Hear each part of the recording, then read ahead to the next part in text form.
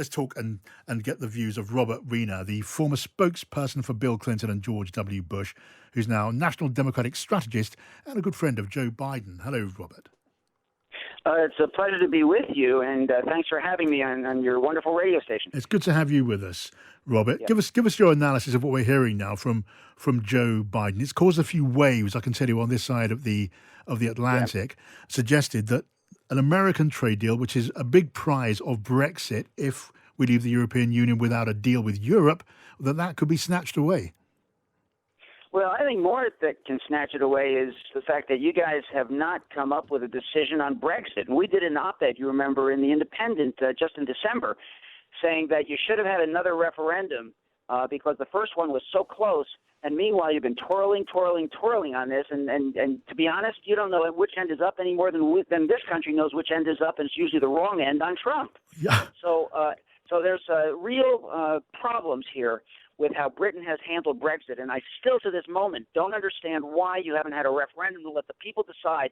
I'm convinced that after you made the wrong decision in the beginning to get out, but you made it because it's easy to say we want change, that once you saw what the implications were, it was so close that the British people would have voted for staying in Brexit, but you never let them get there, and the Parliament wouldn't, and you stayed, and you were compulsive and obstinate about it. Just like the Trump supporters are. Robert, just to be clear, I've got Robert. a real problem on how you're handling this. Sure, look, Robert. Just to be clear, obviously you're entitled to your opinion, and you're expressing it very clearly and very strongly. We're not alone on it, and the polling showed that the polling might have well gone in favor of going back into the deal if you had done a repoll. Well, it might have done, but it didn't. There was only one referendum, and Well, you never had it. Well, there was one referendum, and the decision was to leave. You have the right to more. You're a democracy. You had the right to another one. Well, I have a right to 27 referendums if that's what if that's what the government of the day chooses to do. But that wasn't what they chose to do. We had one referendum, and it was won, not by a big margin, as you say, by a fairly narrow margin. But it was. You will concede, Robert. That was a matter for the British people. That was a matter for British politics. Correct. Now you're entitled to a view, and the Parliament took it away from the British people.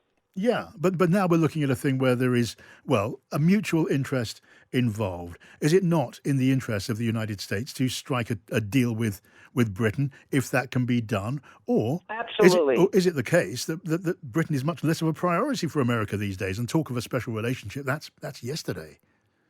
Well, I think it'll come back together because we love Britain. We absolutely love you, and you love the American people. You hate our president, and you rightfully, your parliament said he was an idiot, and you didn't even want to let him come and speak in Britain. And I remember that vote; it was the right one. And then, and likewise, we're gonna correct Donald Trump. When Joe Biden gets elected, and the polling this morning, according to Quinnipiac and others, it's 9 points. He's up very well ahead. And the American people won't be fooled by some Durham deal or announcement on this and that. We will not be fooled again like we were last time at the tail end. I think this is a pretty solid lead that Biden has, and I think we're in for a change. He will be a rational president. And, you say a lot of things in the campaign about you won't do a deal with Britain. We will do a deal with Britain, and we'll make sure that you and we feel that it's the right one. Yeah. I mean, look, tell me about what's driving this. I mean, it's true to say, isn't it, that Irish-American voters in America, they are important on Capitol Hill. And some of the people who have taken umbrage, who have not been happy about Joe Biden's intervention on Twitter overnight, believe that's maybe clouding the American view. I don't expect you to agree with that. I just want to hear your thoughts on it. No. Look, I hosted George Mitchell here at the National Press Club. He was a brilliant negotiator.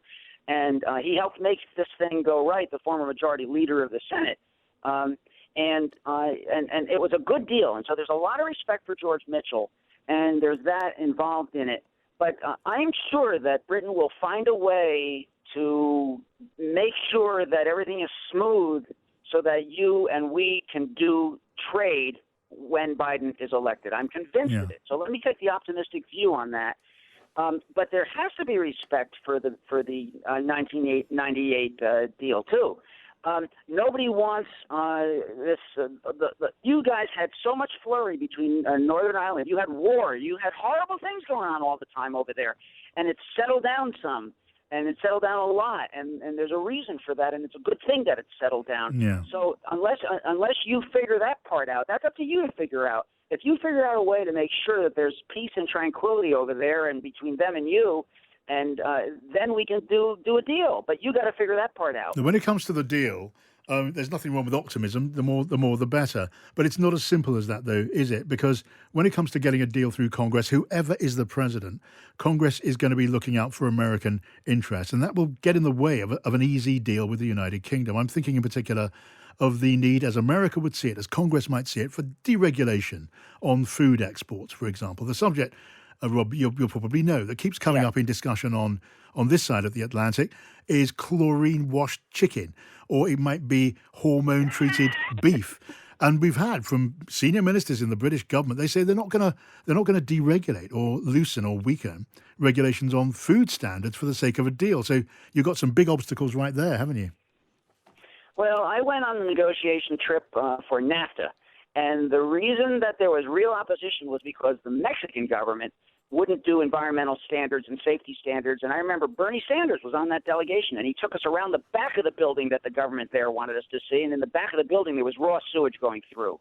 So we've gotten smart, and yes, there have to be environmental and work standards in these deals, and that includes with you too. But something tells me that Britain is a lot less bad on those kinds of sanitation and safety issues than the government of Mexico is. So I think you'll work that out too. All right. Good to talk to you, Robert. Thanks for coming on. That's Robert Okay, Weiner, bye. former spokesperson for Bill Clinton and George W. Bush.